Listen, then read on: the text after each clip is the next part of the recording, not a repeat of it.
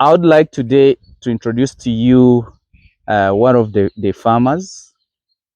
May I call you a farmer because now you're into farming.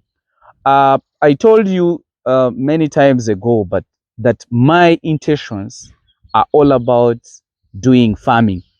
But I was not very selfish to own farming, as most of the people have done like many times, long time ago. Because farming, goat farming has not started with me. No, don't let anybody lie to you. There is many people in this country that have been doing that farming for quite some time. But I always advise you guys, if we want to develop our country, or if we want to develop Africa, or even developing ourselves, don't be selfish to stay with the information or with the business and you think you're going to own that business alone. My intention is if we could have more people on board to have more animals, it's going to create for us more market. You get? Because it will be a group. Me, I believe in one thing. I can sell what I have and I get the money. And you also sell what you have and you get the money. We might not be on the same level. He might be doing, let's say, 1,000. I do 3,000. He does 200 or 300. He's going to sell the 200 years. He will sell the 1,000 years. I will sell the 3,000 I have. Reason being, I can afford to raise them. So where is the competition? We do not have competition in goat farming. Let nobody lie to you. My intention, I've said it many times, is creating more people. Let me tell you, for example, there is many people that have come on board just because I have decided to reveal the information to them. Many people have now gone into construction of goat houses. Many of them have gone into pasture. Youth, I'm talking about youth. I'm not talking about these old people that are leaving their job. Even old people have left their jobs into farming. Why? Because I've been able to show you the projection of where we can be in years, not now, but let's begin it now. If my father started what I started, I would not be explaining it now. We would know how good it is. You get it? But because they didn't do it, let me insert it. My intention is creating more jobs using the nature, using the pearl of Africa. I don't know how you understand it, but it's really a beautiful thing. How do we benefit from the pearl of Africa? Is by knowing how to convert the grass into muscles, or converting the grass into a fruit, or converting the soil. It's many, many things. But instead of us being there, proud of being an African, that doesn't make sense. Because if you have no money, then you don't have any say. What am I trying to say is my intention of creating more other farmers. I've done it, and you've seen many of them coming up, and they're there, and I'm there still helping them to come up, because we still need more. If we begin right now, today morning I was coming, and some guy called me, told me, Hamiisi, can you supply us 100 goats per day? I said yes. Why? It does not necessarily need me to have those animals at my farm, but I have more other farmers that have those animals. So me, I can supply what I can afford. I can say the first 3 months are mine. I'm going to supply this.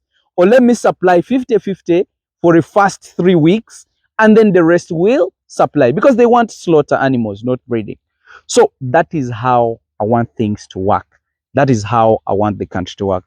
So I've created, many people are now busy thinking, not only me, not even other people, but many people are busy thinking. If you doubt my word, go on YouTube and put in goat farming in Uganda. Not even Uganda, but also goat farming in Africa. You're going to see new channels coming up all day explaining what exactly they do.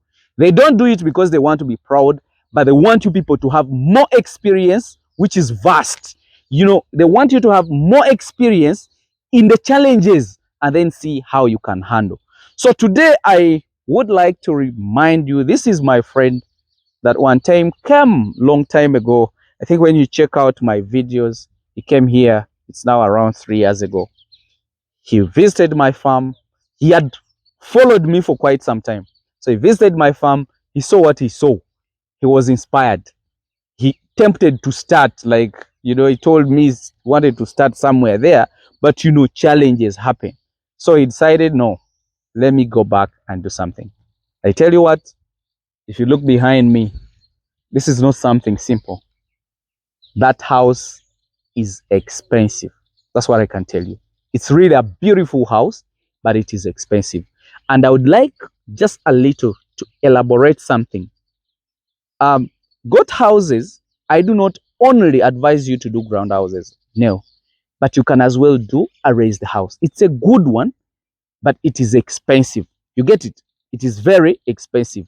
But it's like me saying that don't build a flat. It is in your interest that you can build a flat. I don't want to sleep on ground. You get? But the cost will be different. But when you do a raised house, make it very well. Like the way he did it, it's very, very well. There is space in the middle there. The house looks very pretty. You get it? So this man came back here and he decided to do this. If I tell you the dream this man has, it's a serious dream. He's talking about he's talking about 12,000 goats, is it? Or 1,200? 1,200. And he wants to begin in a very big, massive way. So I've been just teaching him, telling him, or discussing with him how to plant the grasses or something. And actually, I was advising him not to lose this kind of grass. I think the cameraman can show you this. I've explained many times that this is called acacia umbrella tree. This belongs to acacia family. And the acacias, those are nitrogen fixers, those are the fodder trees, which has a lot of protein. But I wouldn't advise you, if you're cutting, to cut this kind of grass, because it is a repetition. If you put in money to destroy a protein, then you go and buy alfalfa, which is a protein. You wasted the natural one and you're putting on the artificial that you're building. But the end point, you're looking at the same content. So I've said this many times, that in Africa, we have a lot of grasses which are naturally planted, which are really very good. But because we don't know, we keep destroying it. This acacia umbrella tree, in Runyankole, they call it akagando. In Luganda, we call it akasana. I don't know other languages, but I think in Lugbara, they told me it's called Ali. That is it. So it's really very good. The reason why the goats of cattle corridors are really very good is because of that. Because it's more in those savanna areas, in those areas which has a lot of dry rangelands. Like where I am here, I'm in Masindi. The next district is called Nakasongola. Past Nakasongola, you go to Luwero. From Luwero, you go to Kayunga. But it is hard now to find it in Western Uganda. And that's why goats of Western Ugandas are no longer very heavy. Why? Because they are now forced to graze like goats. And if you allow these kind of trees, even that, I think you can even show them that those are also shrubs which has a lot of protein. So the moment you destroy that, you destroy this, so you're destroying the natural protein and the carbohydrates. That means you have to replace it with planting, which comes with a cost. What do we do? Know what you are supposed to cut, and then you walk. Now what I'm telling you, the goats of Nakasongola, Kayunga, that side of Bale, Kasokwe, where I do my farming from, Sembabule, Chivoga, Chankwanzi, they still have all those trees. And that area, they have the most fatty and heavy goats, and they are really very tasty. Now, the reason why Western Uganda doesn't have a lot of it, they cut it and now allowed the grass to grow. So they are forcing their goats to graze instead of browsing. And I've told you many things about it, the effects and how can you maneuver it. I've done that many times. So my brother Jason, he has brought in a lot of money now. So he's now doing a very serious project. And I'm telling you, here we are, is Masindi. This is also going to help us teach people from northern Uganda, instead of a person coming from north to come all the way to Kayunga to buy goats. I just make a stopover and we shall put a signpost there. People will come here. So make sure that you have the quality animals, you have very good management. I don't want you to be disappointed with management, because some of the things that really disturb us is management, and there is no way how we can do without human beings, but we have to learn how to work with them, how to talk to them. Let's our workers be our friends. That's the only way that we can succeed.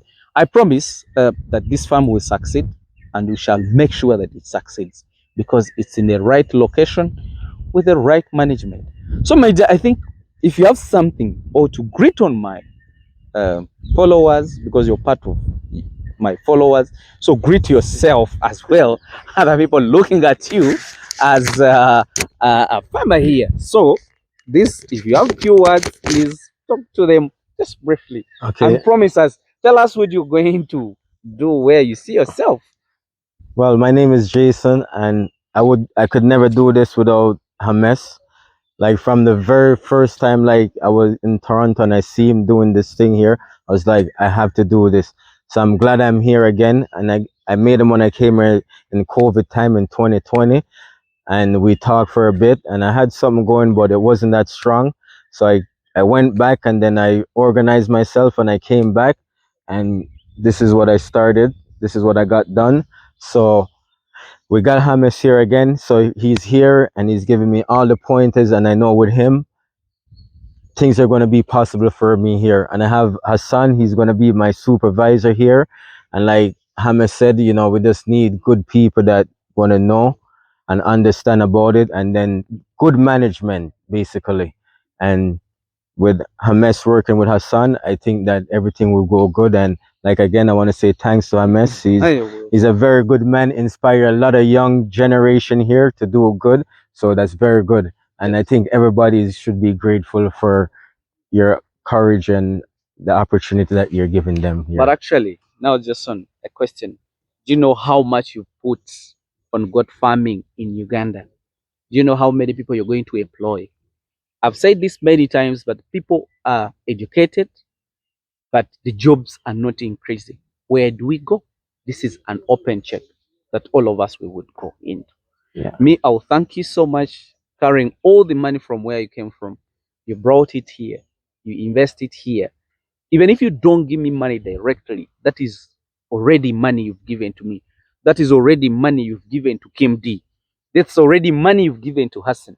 You have already contributed to the country. Like it or not, we have benefited because you didn't import this iron sheet. Even if you imported, the government got some money out of it. So you are really contributing a lot. So you're not doing this alone. We only have to guide you on how you can harvest your money. You get it? But you're doing this for the sake of the rest of the people. Me, I'll thank you very, very much. My intention is I saw many youth are educated, they are really very perfect people, and they have no money.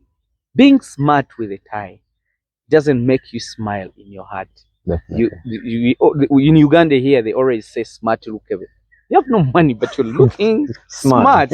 So basically, for the youth, I'm really very happy because my intention was to see these guys busy, make money, utilize whatever we have, and we make dollars. Look at Hassan. He's a young man.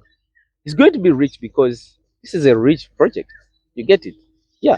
I'm also a poor man, but not that poor. You get it? It's because of this. Yeah. So, you guys, I'm really very happy. I'm very pleased that you've done this kind of thing through my knowledge. I'll keep helping you. I know you'll find a lot of people that others will discourage you, others will encourage you. But I want you to be a strong man because this world needs strong people. Definitely. If you're not strong, then you can't manage. This business you're going into, there is mortalities, 2, 3 goats, 7 die. That is normal. If you lose 10 and you produce 30, where is your loss? You get it? So we only need to minimize that. So me, I'm encouraging you that where you are in the right country, you are in the right place with the right people, and we shall help you. So don't be challenged if you see Hassan doing not what you want. Tell him what you want, but not in a rude way, but it's supposed to be, I think, in a simple way. Approach him, talk to him, give him the vision. He's supposed to understand your vision more than how you understand it. Give it to him and let him know that he's going to manage a billion. If Hassan is going to manage your project, he's going to manage a billion. So we need to respect him. We need to like him. Hassan, me, I respect you already. I see a strong billionaire that is going to manage another billionaires for you. So you guys, my followers, that is what I had for you. And I'm really very happy that I met this kind of people. And many people are coming up. I'm really very happy for people who are still coming up. Even others, come up. We still have land here. We still have a lot of grass. You have seen people are even destroying more other grasses. But if we are many, we are utilizing our brains, and that will be very, very beautiful. So, you guys, let me just wish you the best and wish you good luck. And I think Thank you. very soon I'll come back here to show you the animals that are going to be here. Let me wish you the best and bye for now.